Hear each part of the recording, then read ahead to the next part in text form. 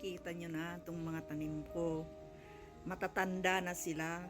Kailangan mag-replant ulit tayo. Ito yung paborito kong tea, rosemary, ng hill ng aking almoranas. Ito mamaya. Ito yung ginger, natuyo na yung leaves niya, ready to harvest.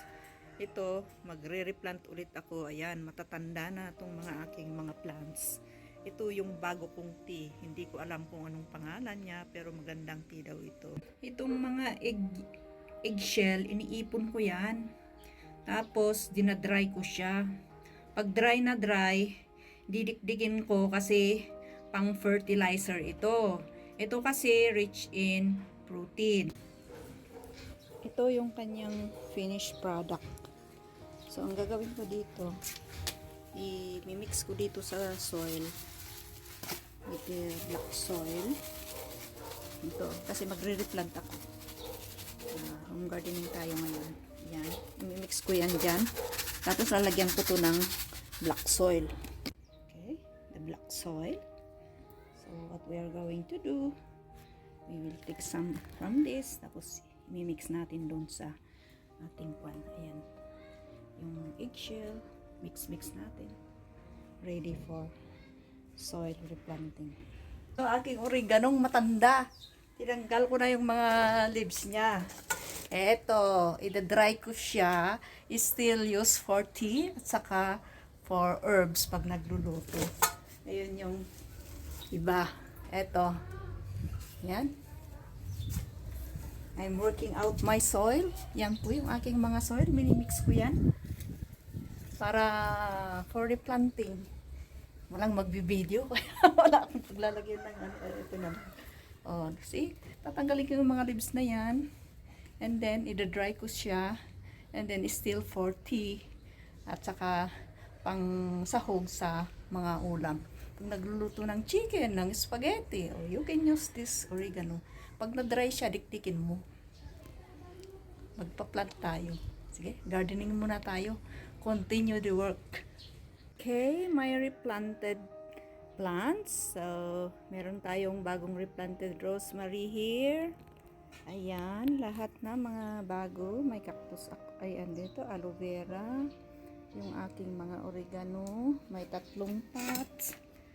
May aloe vera here.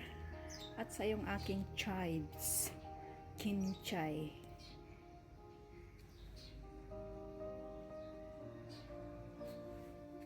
Yan po lahat ang aking replant ngayong araw na to. Yan.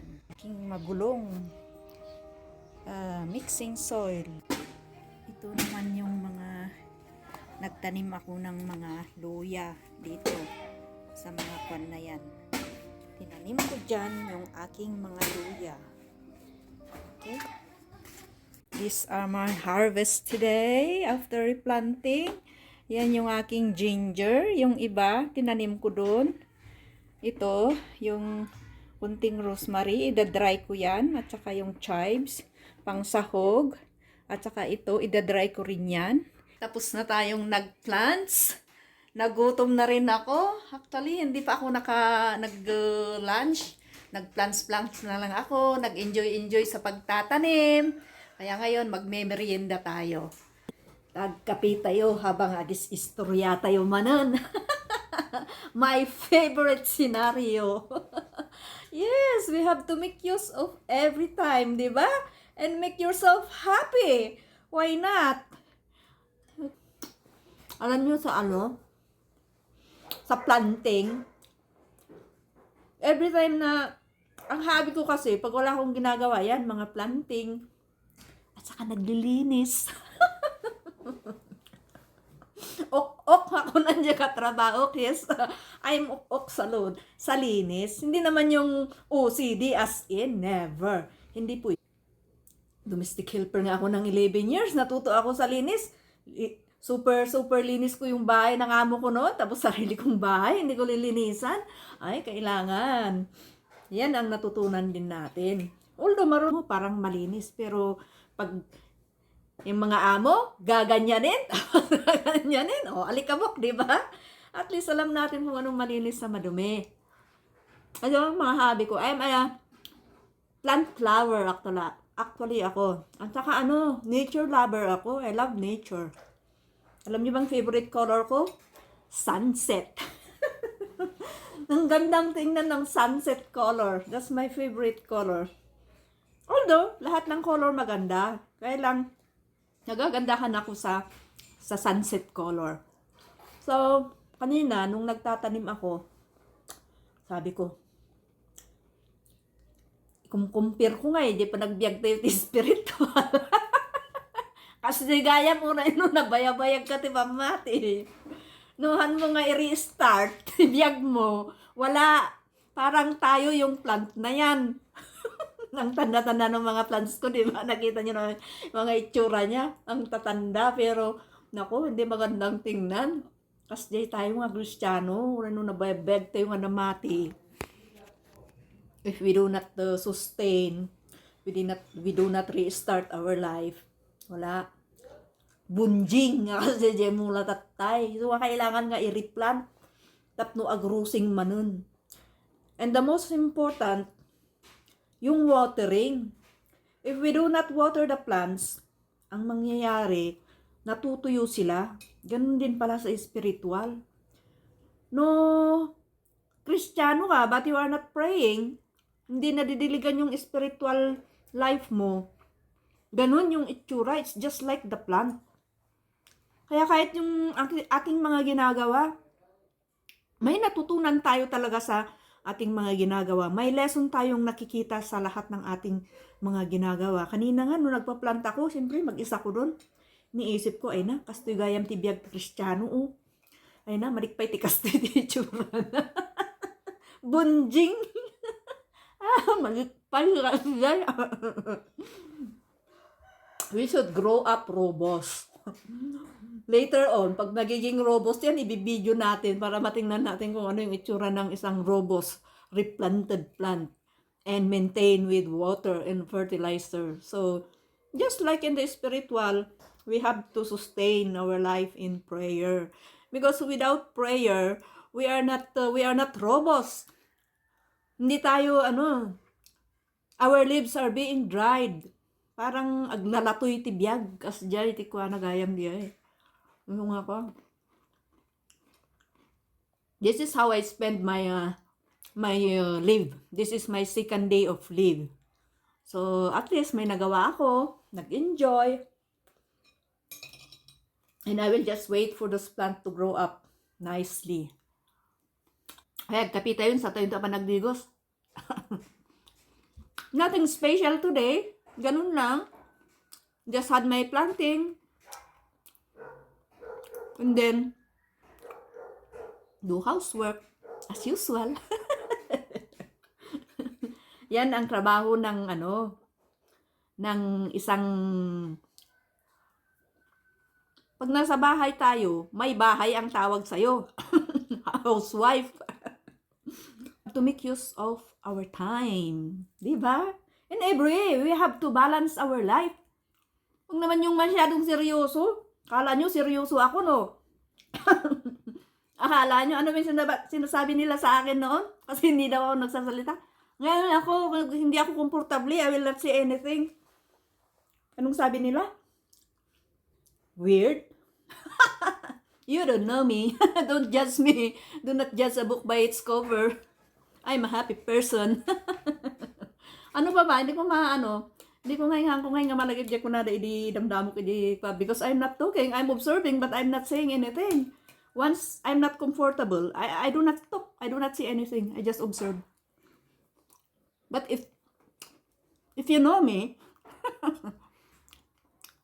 king kuy ak makunan nilakay ko ide. I can make my husband laugh. King kuy ak because I can make him laugh. Akala nyo wala akong comedy. Oh, hindi ah. Nung nagtuturo ako, kahit stricto ako, masungit ako, pero tawa ng tawa yung mga estudyante ko ah. Because, kaya hindi ako, I am not what you think. Yung sabi nila nung bagong-bago ako dyan sa trabaho ko, because I just observe and I do not talk. I do not, kasi pag Kauumpisa mo lang, kaano mo lang sa mga tao, salita ka ng salita, ay hindi naman. There's a time for everything. There's a time to talk, there's a time to be silent. At saka yung pakisama, iba yung pakisama. Ang pakisama kasi, tawag nito, you do not do things that is against your will. Ang sabi nila sa akin noon, may sariling mundo. Oy, hindi ako ganun ha. Excuse? May sariling mundo ka dyan. Kala mo lang yun. Pero hindi ako ganun. Once you know me, you can talk to me. Mas marami pa akong kwento. Mas marami pa, mas mabunga nga pa ako. Akala nyo lang ha. Akala nyo lang yun.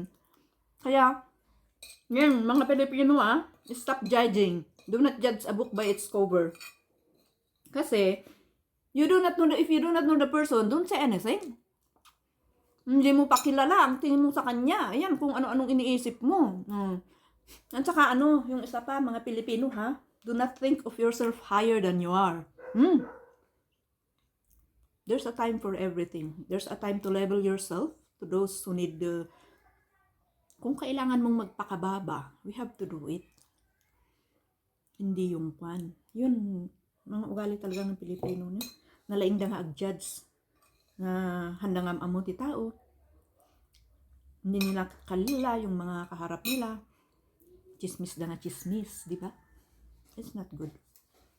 For me, pag may nakikita akong mga ganun, wala. I just shake my head and say, I don't see anything. That's your life. Kung diyan kayo masaya, diyan kayo, okay lang sa akin. May sarili akong mundo, may sarili kayong mundo, o diba? Ganun lang yun. Ay nako. Andito na naman tayo. Pinag-usapan natin talaga yung mga ugali ng Pilipino kasi ganun. Pero that should not be. Immaturity yung mga ganun.